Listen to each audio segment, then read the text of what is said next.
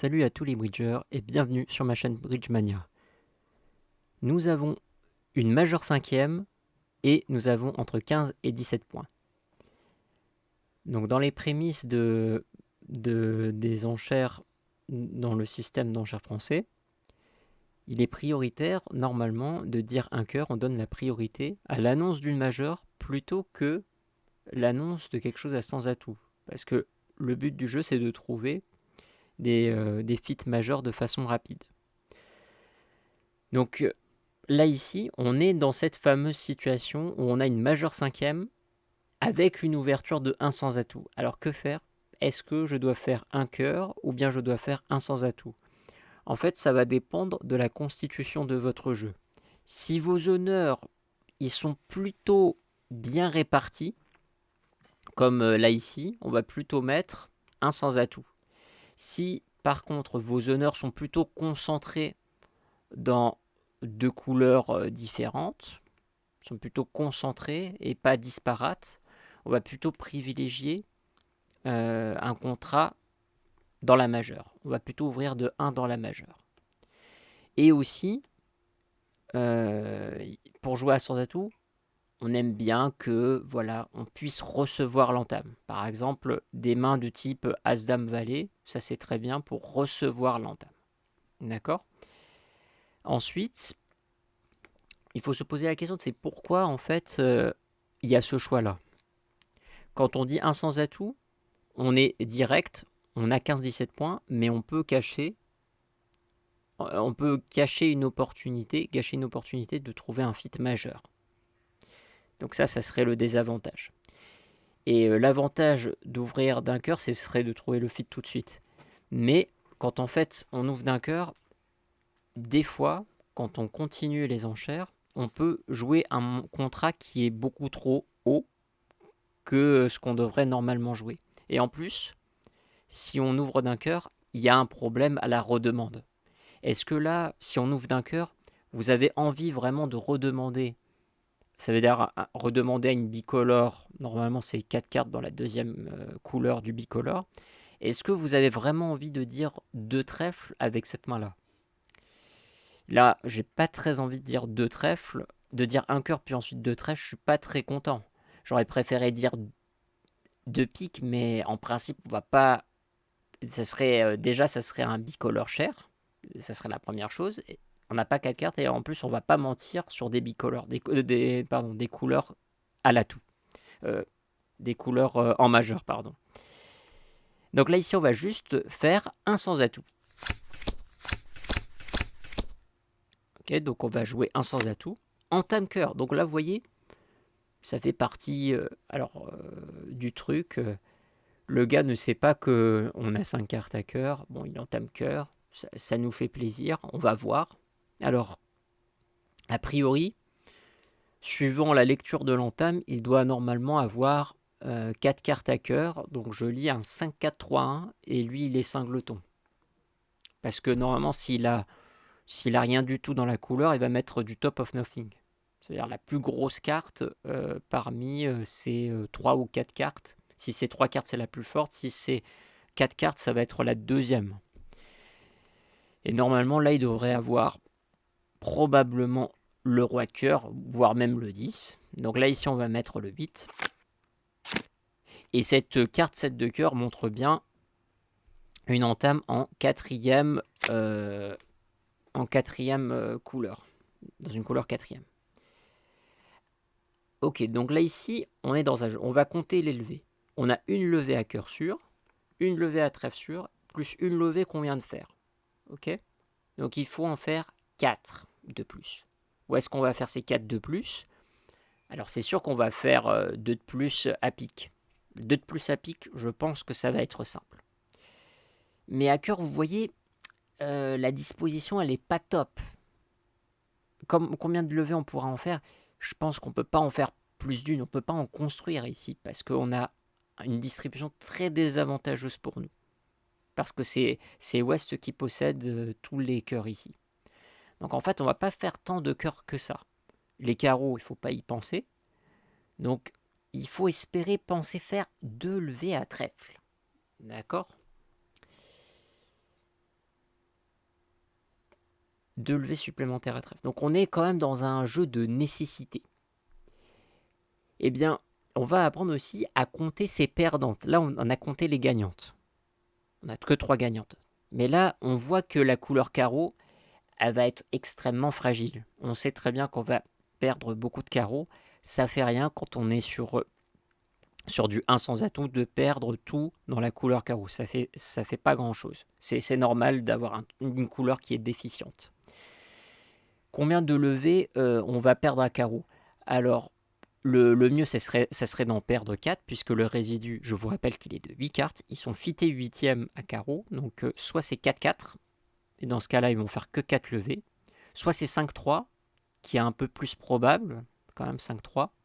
Rappelez-vous que quand on a un résidu pair, la distribution qui est le plus probable, c'est la distribution qui est impair, c'est-à-dire qui est impair. Là, ici, comme c'est 4-4, ça serait exactement 4 cartes de chaque côté. Non, il faut que ça soit légèrement déséquilibré pour que ça soit plus probable. Donc là, ici, 5-3. Et quand vous avez un résidu de 5 cartes, c'est naturellement disproportionné 3-2. Et là, c'est la distribution qui est la plus... là, comme ça. Je vais mettre mes doigts comme ça. Je crois que ça sera mieux. Donc 3-2, c'est la distribution la plus probable par rapport à 4-1, par exemple. Donc on va en perdre, pour moi, on va en perdre 5. Il faut s'apprêter à en perdre 5 à carreau et 1 à pique. Donc ça fait 6 perdantes. Donc vous voyez, on n'a pas beaucoup de marge de manœuvre là, ici. Donc ce qu'on va faire, c'est qu'on va optimiser. On va d'abord s'occuper des trèfles, parce que là, ici, l'impasse que je veux faire, c'est une impasse forçante. Ça veut dire une impasse pour pouvoir garder la main. Vous voyez, si on perd un trèfle, on va de toute façon perdre le jeu, puisque je vous rappelle qu'on a compté les perdantes et on en a 6. Donc si on laisse une perdante à trèfle, ça va être la 7e perdante et on ne va pas réussir notre contrat. Donc là, ici, on ne peut pas se permettre de laisser la main à trèfle. Donc on va mettre dame de trèfle. Et on va espérer que c'est Est qui possède le roi. Alors c'est tout à fait possible. Là. A priori, là ça a l'air d'être bon pour le fait que Est possède la carte le roi de trèfle. Mais là j'ai fait qu'une seule levée de plus. Il m'en faut faire 2 de plus. Alors on va peut-être faire un autre pari risqué. Bon, après si ça dépend de comment il va le jouer. S'il la joue bien, normalement je ne ferai pas de levée supplémentaire. Je pense plutôt que je vais la chuter. Mais on va essayer.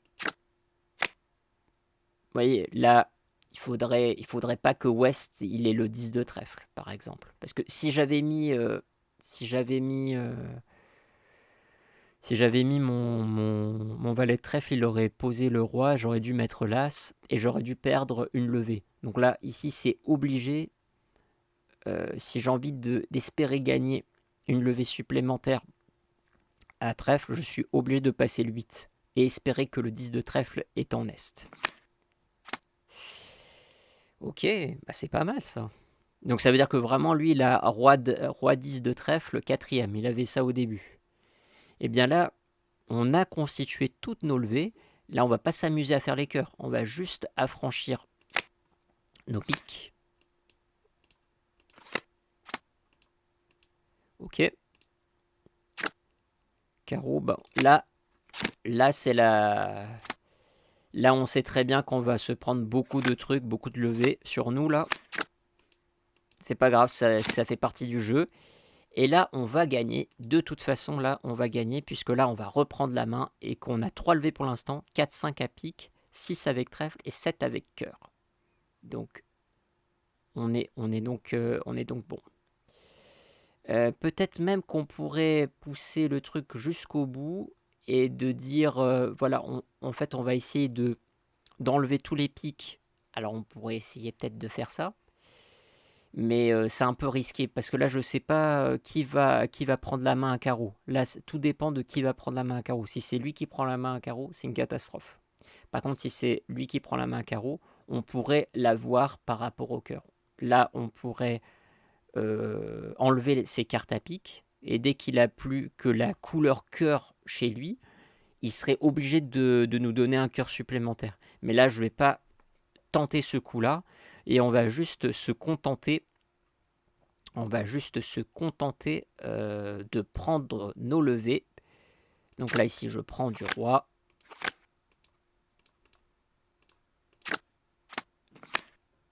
Je ne vais pas tenter l'impossible.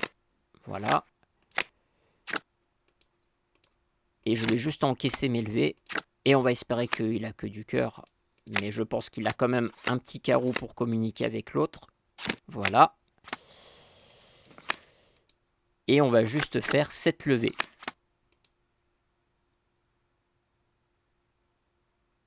Et donc, on arrive à 94,89%. Passons à la donne suivante. Ok, passe en Est. Alors, on a un très beau jeu. Très belle couleur, un très beau bicolore mineur avec 7 cartes à carreau, 4 cartes à trèfle et 2 singletons. Donc, c'est une main très distribuée. Pourtant, une telle main distribuée, on ne va pas ouvrir avec un jeu fort, même si ça mériterait, parce que c'est un jeu bicolore. Et quand on a ce type de jeu bicolore, il est préférable d'ouvrir de 1 dans sa longue. Donc là, ici, on va juste faire un carreau. Nous possédons au moins 12 points et des carreaux plus longs que les trèfles. Donc on va faire juste un carreau ici. Un picoquet, 2 carreaux. Là, ici, 2 carreaux, ça veut dire quoi? Ça peut paraître bizarre comme enchère. Mais là, ici, 2 carreaux, ça s'appelle un Michael Cubide. Et là, ici, on promet les 2 couleurs restantes, c'est-à-dire un bicolore 5-5 dans les 2 couleurs qui n'ont pas été nommées. Donc là, en l'occurrence, comme carreau et pique ont été nommés, les couleurs non nommées sont les cœurs et les trèfles. Donc lui, il a 5 cartes à cœur et 5 cartes à trèfle. Bah là, ici, je vais pas tant vanter ma couleur trèfle, mais quand même, j'ai pas un jeu qui me permet de jouer à sans atout, qui est vraiment à la couleur carreau, donc je vais juste insister sur les carreaux. Je vais mettre 3 carreaux. Et là, mon partenaire, lui, il insiste sur les piques. Alors, ça peut arriver quand vous avez... Là, c'est probablement... On va jouer probablement dans un jeu Misfit qui va être un petit peu compliqué à jouer, puisque moi, il a probablement 6 cartes, ou 7. Le mieux, c'est qu'il en ait 7. Je pense... Mais il peut très bien en avoir 6 en disant 4 piques. Il a imposé la manche, ça veut dire que pour lui, c'est suffisant. 4 piques et on va pas rajouter quelque chose de plus. On va le laisser jouer 4 piques. Normalement, ça aurait dû être lui qui aurait dû jouer 4 piques, mais c'est nous qui nous y collons. Ok, bah quand même, ces 6 cartes à pique, elles sont bien, puisque nous avons les 4 plus grosses cartes en atout. Et là, c'est parti. Donc, on va compter les perdantes. À pique, on a combien de perdantes? On va écarter les distributions 6-0 et 5-1. Donc on va avoir 6 levées. Là, ici, je vais compter en gagnante. On ne va pas compter en perdante. Si je compte en perdante, là, je compterai quand même 2 levées perdantes à cœur. Pourquoi? Parce que là, vraiment, ça ne tient qu'à un fil. On peut pas compter sur le fait qu'on va pouvoir couper. D'ailleurs, on a une perdante, ça c'est sûr, dans cette couleur. Mais on ne peut pas compter sur les cœurs pour faire des levées supplémentaires. Il faudrait d'abord faire l'as de cœur et ensuite communiquer de sud vers nord. C'est un peu trop grand pour pouvoir faire ça. Mais par contre, si je compte en termes de perdantes, donc 2 perdantes à cœur et combien de perdantes à trèfle, et bien là, tout va dépendre de la séquence d'enchères que nous avons faite. Est, il a dit qu'il avait un bicolore. Et quand il entamait 2 de carreau, là, vous pouvez être sûr à 100% qu'il possède, parce que déjà c'est le 2, ça voudrait dire qu'il a 3 cartes à carreau. La plupart du temps, c'est pas chicane. La plupart du temps, quand vous avez un bicolore, c'est plutôt 5-5-2-1. Donc je pense plutôt qu'il a quelque chose à carreau, enfin qu'il a un singleton carreau. Et donc il faut vraiment se méfier de la coupe ici. Mais combien de cartes il aurait à pique dans ce cas-là? Il en aurait 2 cartes, ce qui est totalement possible. Donc là ici, je vais réceptionner l'entame avec l'as ou le roi, peu importe. Et maintenant, qu'est-ce que je vais faire? Parce que là, ici, on a là ici, trèfle, c'est aussi dangereux. Parce que lui, il a 5 cartes à trèfle. 5, 4, 3, 1. Lui, il a 5 lotons. Donc s'il tire l'as de trèfle et qu'il tire trèfle, on peut se faire couper. Donc c'est un jeu qui est fabuleusement, extrêmement dangereux.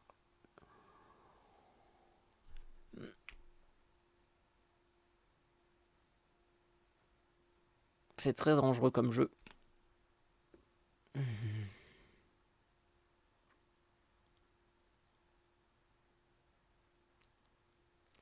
Si je compte en termes de perdants, 2 perdants à cœur et 2 perdants à trèfle, parce que l'as de trèfle, c'est sûrement lui qui l'a.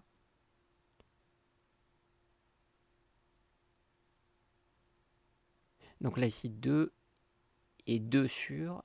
Mais là, on a une extra gagnante avec carreau.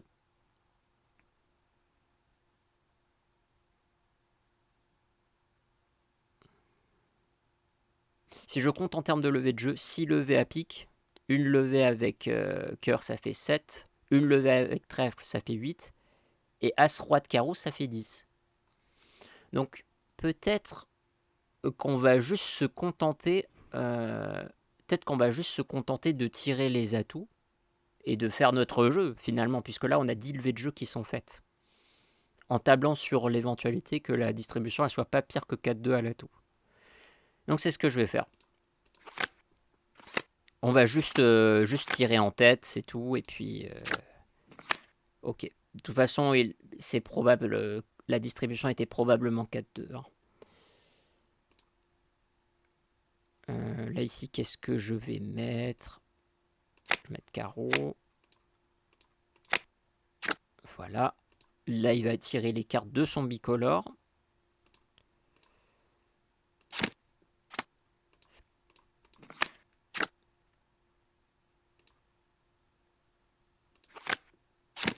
Ok. Donc on va certainement pas jouer cœur, on va jouer trèfle. Parce que la probabilité que Est, il a As de trèfle, elle est immense. Ok, il a déclaré un bicolore 5-5. Donc sa position, elle est déjà faite. Voilà, cœur.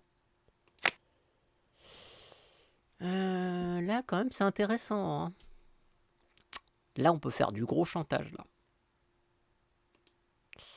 On va faire roi de carreau, roi de carotte.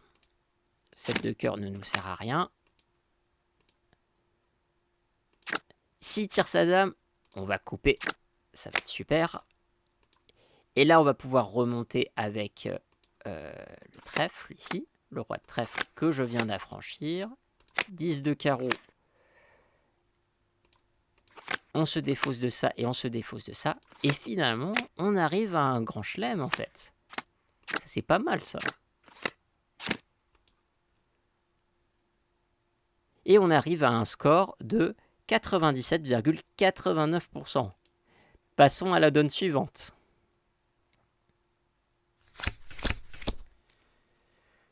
Ok, ouverture de 1 sans atout d'Est. Mon partenaire a passé. D'accord, donc là ici on n'a aucun intérêt à intervenir. Je vous signale que quand on intervient plutôt dans les couleurs plutôt qu'à sans atout. Parce que on cherche surtout des fits.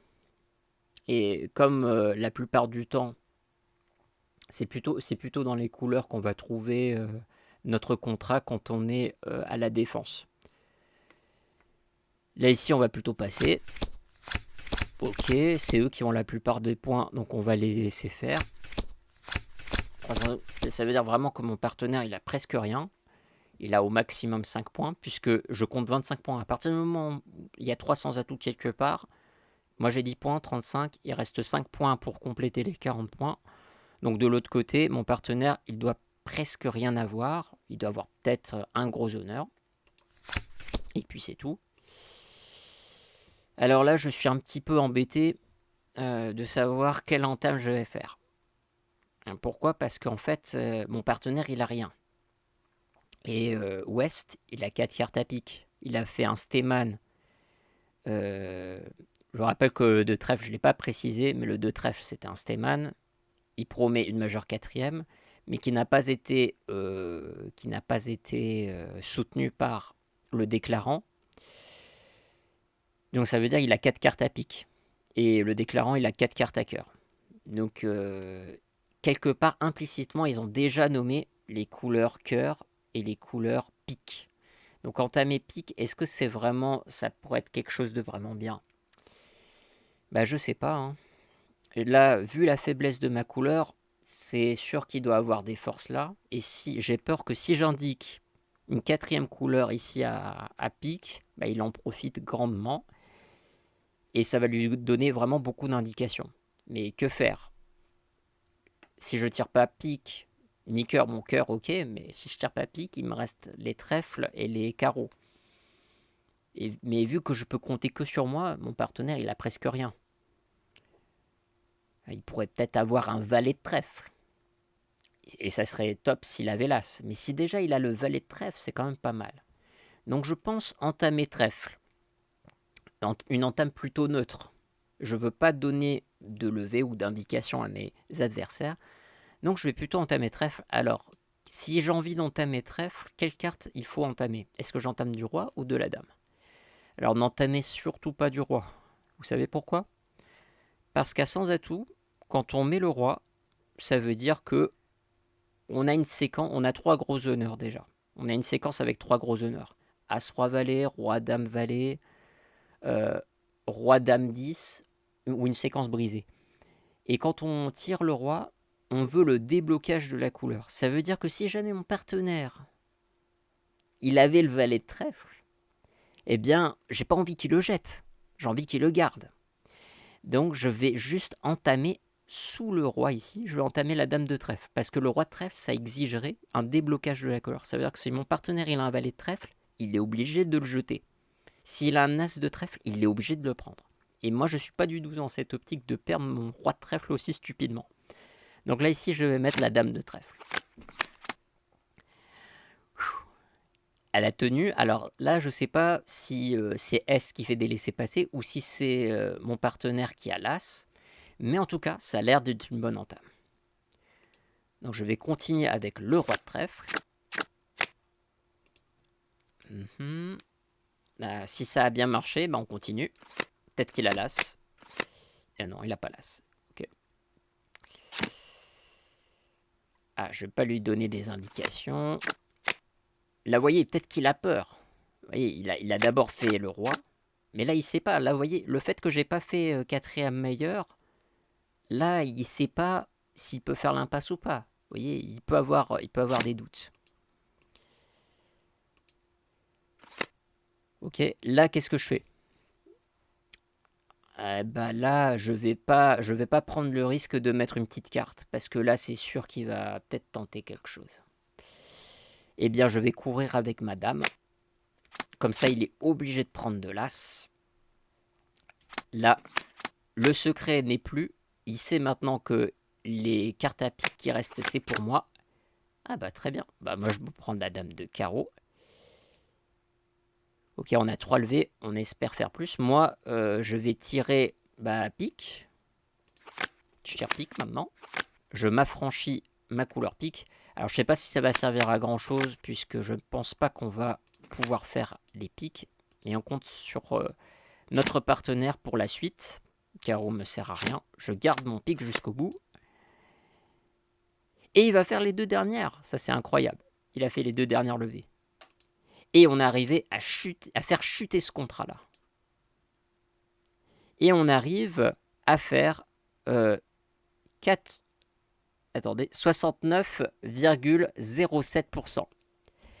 J'espère que cette vidéo vous aura plu. N'hésitez pas à vous abonner pour me soutenir. Et moi, je vous dis à une prochaine fois et bon bridge.